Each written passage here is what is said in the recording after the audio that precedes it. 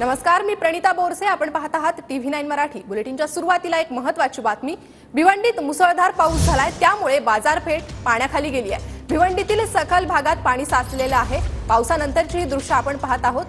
मुसळधार पावसामुळे बाजारपेठ ही पाण्याखाली गेलेली आहे, त्यामुळे नागरिकांचे प्रचंड हाल होत आहेत. तर भिवंडीच्या सखल भागात पाणी साचलेलं आहे.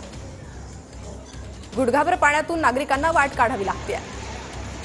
भिवंडी शहरामध्ये सकाळपासून ढगाळ वातावरण होतं आणि पावसाची रिपरिप सुरू होती आणि त्यानंतर आता पावसाने जोरदार अशी हजेरी भिवंडी शहरात लावलेली आहे आणि त्यामुळे आपण पाहू शकता की ज्या पद्धतीने संपूर्ण भिवंडी शहरामध्ये असंख्य भागांमध्ये सखल भागांमध्ये पाणी शिरलेलं आहे.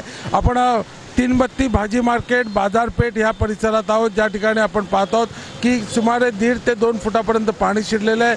इथली दुकानांमध्ये सुद्धा आता पाणी शिरणं सुरू झालेलं आहे. त्यासोबतच भिवंडी शहरातील मुख्य रस्ता असलेल्या जो कल्याण नाका परिसर आहे त्या परिसरात सुद्धा रस्त्यावरती पाणी साचलेलं आहे, त्यामुळे तेथील सुद्धा वाहतूक आता मंदावलेली आहे. त्यासोबतच या एकूणच मुसळधार झालेल्या पावसामुळे या ठिकाणचे आता बाजारपेठेतले संपूर्ण व्यवहार जे आहेत ते अस्तव्यस्त झालेले आहेत. या ठिकाणी असलेली जी नालेसफाई आहे त्या नालेसफाईबाबत भिवंडी महापालिकेच्या नालेसफाईबाबत अनेक प्रश्नचिन्ह उपस्थित होत आहेत.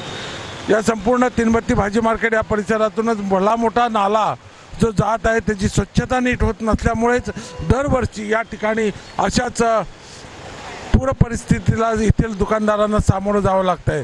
भिवंडीहून संजय भोईर, TV9 मराठी.